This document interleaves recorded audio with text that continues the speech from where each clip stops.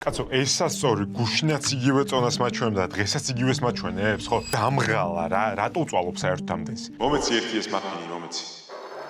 თუ ამ სიტუაციაში ერთხელ მაინც ყოფილხარ, მაშინ მოდი, ცოტა ხანი ეს მაფინი და არაფრის მთქმელი სასტორი გვერდზე გადავდოთ.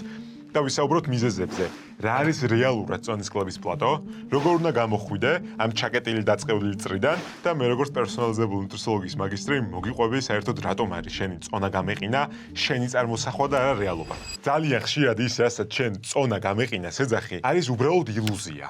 ეს არის უბრალოდ ფიზიოლოგიური პასუხი ორგანიზმის, რომელიც წონის კლების გზის განუყოფელი ნაწილია. წარმოგიდგენთ მარტივი მაგალითი, გვყავს ადამიანი 100 კილოგრამი, რომელმაც დაიწყო თავისი ადეკვატური წონის კლების გზა. კვირაში დაიკლო 1 კილოგრამი, ანუ პირველ კვირას არის 99 კილოგრამი, 1 კილოგრამი. 10 კილოგრამი კი არ დაიკლო პირველ კვირას, როგორც ცურვების უმრავლესობა გპირდება თავის ინსტაგრამზე. სხეულის მასის 1%, 100 კილოგრამა პირველ კვირას, 99 კილოგრამია, მეორე კვირას 98.2 კილოგრამია, მესამე კვირის ბოლოს ადამიანი 97 კილოგრამია და მეოთხე კვირას 97.2 კილოგრამია.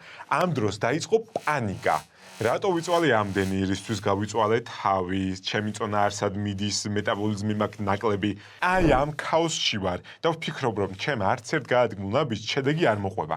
აი ეს არის წონის კლების ცრუ პლატო. იმიტომ რომ მე რო დავლოდებოდი და გამეგრძელებინა ჩემი ადეკვატური ჯანსაღი კვება კალორიულ დეფიციტით, ვნახავდი, რომ მე-6 კვირას წონა ჩამოვიდა 96 და 5-ზე. ანუ რეალურად პროცესი მაინც დაღმასვლით მიდის. თუ მე ერთკვირიანი, ერთდღიანი, ორდღიანი შეფერხებები სასწორზე მაბრკოლებს პროცესში, ეს იმდენად დიდი ემოციური სტრესი ხდება, რომ მე მივდივარ და ყველაფერს ვჭამ. აქ შეიძლება მთავარი პრობლემა იყოს ის, რომ მხოლოდ სასწორზე ხარ დამოკიდებული და სასწორი არ არის იდეალური ხელსაწყო პროცესში. სამართავად სწორად მივდივარ, თუ არა სწორად მივდივარ. სასწორზე ესეთი ნეგატივი შეიძლება გამოიწვიოს ცრუ პლატო ბევრმა რამემ. წინა დღით ცუდად მეძინა. წყალი დავლიე, ბევრი, ან პირიქით არასაკმარისი. ყაბზობა მაქვს და ეს საჭმელი, რომელიც მივიღე დარჩა ჩემს საშუალებელ სისტემაში.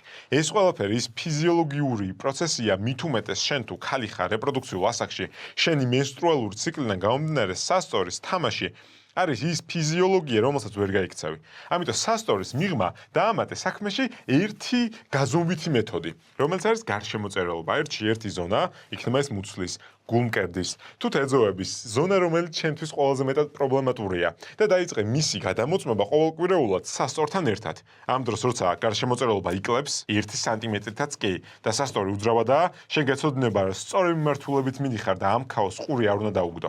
ანუ უმრავლესობა თქვენგანი რასაც განიცდით პროცესში, ეს არის ცრუ პლატოს გამო ნერვიულობა და მაგის შემდგომ ემოციები ნეგატიური. ამ ნეგატიურ ემოციებს ვეღარ ვძლებ, ვიძახი და ვფიქრობ საერთოდ რატო დამემართა ეს ყველაფერი, ამდენი ხანია ვწვალობ, ამდენი ხანია ვშრომობ, ჩემი მეტაბოლიზმი ასე რამშიანელა და ვიწყებ აერთიანი არასწორი გადაწყვეტილების მიღებას, მეორე ორშაბათს ველოდები ან ახალი წლის შემდგომ 1 იანვარს იმისთვის რომ ჯანსაღი კვება დავიწყო და როგორც იქნა სასურველ შედეგამდე მაინც მივიდე. მაშინ როცა მეორე ადამიანი, რომელმაც გაიაზრა ჩვენ ვიდეოს უყურა და იცის რა არის ცრუ პლატო და საანცვლოდ იცის რა არის ჭეშმარიტი პლატო. 100 კილოგრამიდან დაიწყო კლება. პირველი კვირის ბოლოს არის 99 კილოგრამი. გადის კვირები და მეოთხე კვირის ბოლოს 96 კილოგრამზე ჩამოვიდა. გაგრძელა წონვა. მე-5 კვირა, მე-6 კვირა, მე-7 კვირა კლებაში მოდის, მაგრამ პროცესის დაწყებიდან დაახლოებით მე-10 კვირას დაინახა, რომ წონა გაუჩერდა. 94 ნახევარზეა ჩამოსული. ნახა რომ 94 ნახევარი, 94, 94 და 200, აი ესე მერყეობს მისი წონა. შემდგომი 4 კვირა ან 6 კვირა. აი ეს არის უკვე რეალური და ჭეშმარიტი წონის კლების პლატო, სადაც ჩემი წონა ურყევად ან ერთ რიცხვთან თამაშობს ძალიან ახლოს 4-დან 6 კვირის განმავლობაში. ყველაფერი რაც ამის შორის არის, ყოველდღიური ან ყოველკვირეული გაჩერება არის ფიზიოლოგიური პროცესი. მაშინ რა ხდება, როცა ჭეშმარიტ პლატომდე მივდივართ? როცა 4-6 კვირა უწყვეტია ჩემი წონის კლების პროცესი. ჯერ კითხვა დავსვათ, რა არის ამ პლატოს გამომწვევი? მარტივი პასუხია, ნებისმიერი კითხვის ბოლოს ვიტყვით, რომ მე იმდენ კალორიას აღარ ვიღებ, რამდენიც აქამდე მჭირდებოდა. ანუ კალორიულ დეფიციტში აღარ ვექცევი. კალორიულ დეფიციტში თუ აღარ ვექცევი, ამის გამოსავლენად მაქვს სამი მთავარი კითხვა დასასმელი. ხომ არ შევამცირე მოძრაობა წონის კლებისას, ანუ თუ პირველი კვირები მეც მოძრაობდი, იმიტომ რომ 8-10 კვირა კალორიულ დეფიციტში გავატარე. ჩემო ორგანიზმა ქვეცნობიერად ხო არ მაიძულა დღის განმავლობაში მეტად მხვდარიყავი სავარძელში. წყლის მოტანა, პულტის მოტანა სხვისთვის დამევალებინ. ანუ სპონტანური ემოციები და სპონტანური ქცევები, ნაბიჯები, მოძრაობები, რომელსაც დღის განმავლობაში სხვა დროს გადავდგამდი, ეხლა აღარ გადავდგამ. ეს წონის კლებასთან ერთ-ერთი ფიზიოლოგიური ადაპტაციის ნაწილია. მეორე კითხვა, რამდენი ხანი ხარ კალორიულ დეფიციტში? 12-16 კვირა უწყვეტი კალორიული დეფიციტი, რაც არ უნდა ადეკვატური იყოს, ანუ ვიღებდე ნორმის ფარგლებში კალორიებს, არის ის წერტილი, სადაც უნდა ვიფიქრო, ხომ არ მივცე ჩემს ორგანიზმს დასვენების დრო. და მესამე წერტილი, რეალურად ვჭამ თუ არა იმდენს, რამდენსაც მგონია რომ ვჭამ. ანუ მე შეიძლება ვიკვებებოდი ჯანსაღად, მაგრამ კალორიების დეფიციტში არ ვიქცეოდე. ანუ მესმის რომ ნაყინი ხემსი, რომელსაც აქამდე მივირთმევდი, ჩავანაცვლოთ ხილეულით, რომელიც ჯანსაღი ხემსია. თუმცა მე თუ 1 მუჭა 30 გრამით ხილეულის ნაცვლად მივიღე 100 გრამით ხილეული, ესეც ჩემი დამატებით 600 კალორია. მე თუ ზეითუნის ზეთს ხმარობ, რომელიც ჯანსაღია და ვხმარობ არა 5 გრამს, არამედ გულიანად მამაპაპურად მოვასხი სალატს და მივიღე 30 გრამი, ესეც ჩემთვის დამატებით 300 კალორია. მე თუ ჯანსაღ ხემსა ჩათვლილი მაქვს ამასობაში ხილი, რომელიც ჯანსაღი ხემსია, რაოდენობა გადავაჭარბიან მიწისთხილის კარაქი, რომელიც ერთი ჩაის კოვზი შემიძლია ჯანსაღ-კვებაზე გამოვიყენო, პუდინგში პურს გადავუსვა, ეს ჩაის კოვზი იმდენად გავავსე, რომ ორმაგი კალორიები მომცა. ანუ დაფარული კალორიები ეძებე, რომელიც ჯანსაღია, მაგრამ კალორიულია. აქ მივდივარ წერტილამდე, სადაც ჯანსაღი კვება ყოველთვის არ ნიშნავს წონის კლებას. და რაც წონას მაკლებინებს, არ ნიშნავს, რომ აუცილებლად ჯანსაღია. ამ სამ კითხვაზე პასუხიდან გამომდინარე, შემიძლია ჩემი ქმედებები ისევ აწარმოო, რომ წონის კლებაში ისევ წავიდე. ანუ გადავლახო ეს ჩემი დაწყევლილი წონის კლების ჭეშმარიტი პლატო. ან დავიწყო მეტი მოძრაობა დღის განმავლობაში, არ არის აუცილებელი მხოლოდ ფიზიკური ვარჯიში, შემიძლია მეტი ფეხიციარული დავიწყო.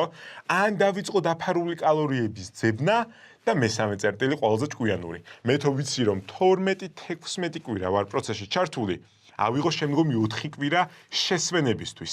აი ესე უნდა გქონდეს გადანაწილებული ადეკვატური წონის კლების რუტინა, თუ შენ მიზანთან გინდა მიხვიდე და დარჩე. თუ ვიცით რომ 12-16 კვირა ის შუალდია, სადაც ჩემი მეტაბოლური ადაპტაციები შეიძლება ჩაერთო საქმეში და წონა გამიჩერდეს, მე წავდგები და სტრატეგიულად ჩავსვამ 4 კვირიან შესვენებას. შენარჩუნების ფაზას. ვიკლებ წონას 12 კვირა, ვინარჩუნებ მიღებულ შედეგს 4 კვირა. აი ამ შენარჩუნების ფაზაში მე საშუალება მეძლევა. 1. რასაც ვჭამდი, უფრო მეტი მივირთვა, ჯანსაღი ისევ, ანუ თამაშის წესები არ შეცვლა, მაგრამ უფრო მეტი, იმიტომ რომ უფრო მეტად დანაყრებული ვიყო, ამასობაში რაც მეტად მენატრებოდა და აქამდე ნაკლებად მივირთმევდი, აი ამ 4 კვირიან ფანჯარაში მაქვს კონტროლირება და დრო შემოვიტანო საკვები, მეტი ნუტრიენტი, რომელიც მეტად დამანაყრებს, ამასობაში ჩემ ფიზიოლოგიას და ჰორმონებს გაუხარდებათ და 4 კვირა შენარჩუნების მერე ისევ დავიწყო წონის კლების შემდგომი 12 კვირეული. ეს ფაზები უნდა იყოს დაყოფილი იმის დამიხედვით, რა არის ჩემი მიზანი. შემიძლია ეს ფაზა გადავანაწილო 6 კვირა წონის კლება, 2 კვირა შენარჩუნება, ისე მოვიქცე რომ შენარჩუნების ფაზა იმის მეოთხედი მაინც გამომივიდეს პროცესში, რაც წონის კლების ფაზა იყო. რეალურად ამით მე კი არ დამემართება წონის კლების გაყინვა, არამედ ავირჩევ ადეკვატურ შუალედებში წონა გავაჩერო და შენარჩუნებაზე ვიმუშაო. იმიტომ რომ პრობლემა, რომელსაც უმრავლესობა ადამიანი აწყდება წონის კლების გზაზე, არა მარტო წონის კლებაა, არამედ მის შენარჩუნებაა. 85% დასრულების, რომელმაც დაიკლეს წონა, 5 წლის განმავლობაში დაიბრუნეს უკან. ანუ 15-17%-ია წარმატების ხარისხი და აქ მთავარი პრობლემა არის ის, რომ ადამიანებმა არ იციან მიღებული შედეგის შენარჩუნება. სწორედ ამიტომ შენ შეგიძლია ჭკვიანურად და სტრატეგიულად და ამ ყველაფერს ვასწავლით ჩვენ აკადემიაში კოუჩინგის კურსზე. გადაანაწილო პროცესი ისე, რომ შენი შედეგიც მიიღო და თქვა რომ კი არ დავიღალე და დავისტრესე, რა მარტივი ყოფილა ჯანსაღი კვება. ეხლა კითხვა ისმის, რომ დავიწყე შენარჩუნება, გაგრძელდა 4 კვირა. როდის ვაგრძელებ წონის კლების ფაზას? ძალიან ინდივიდუალურია ამაზე პასუხი. დამოკიდებულია შენ მადაზე. იმიტომ რომ რეალურად რის გამოც შენ უფარული კალორიები დაგემატება ხოლმე რაციონში. არის შენი მომატებული მადა. ანუ მთავარია კითხვა, როდესაც მიუახლოვდები ჩემი შენარჩუნების ფაზის ბოლოს, მესამე მეოთხე კვირას კითხვა დავსვა, მაქვს ეხლა შერჩენილი ძალა მენტალური ნებისყოფა, რომ ისევ კალორიულ დეფიციტს წავიდე. თუ პასუხია კი, ვიწყებ ისევ კალორიულ დეფიციტს. ინდივიდუალურად შეგიძლია გადაანაწილო ეს ყველაფერი და ადეკვატური მოლოდინები გქონდეს. იმიტომ რომ მოლოდინებია ის, რაც ყველაზე მეტად გვანიჭებს პროცესში ნეგატიურ ემოციებს. ჩემი მოლოდინი Instagram-ის ინფლუენსერებისგან აი რომ ერთ თვეში დავიკლავ 28 კილოგრამს. ეს შენი ბრალი აი არის, მესმის შენი. მაგრამ იცოდე რომ თუ ესეთი გამოცდილება ცხოვრებაში ერთხელ მაინც გქონია, გაითვალისწინე რომ იგივე ნაბიჯები იგივე შედეგს არ მოგცემს და თუ ეხლა იწყებ ჯანსაღი წონის კლების გზას, წინასწარვე დაგეგმე შენი წონის კლება, ისე რომ მქონდეს კლების ფაზა, მოყოლებული შენარჩუნების ფაზით. ამით დაიცავ შენ ჰორმონალურ ჯანმრთელობას, მენტალურ ჯანმრთელობას და პროცესი, რომელსაც შენ წონა გამეყინას დაარქმევდი, იქნება პროცესი, რომელსაც ბოლომდე მართავ. მოკლედ, ბევრი ვილაპარაკე, ამიტომ ეს არხი გამოიწერე და ლაიქე, ესეთი სტრატეგიული რჩევები კიდე ბევრი გვექნება წინ და მომდევნო ვიდეოში შევხვდებით.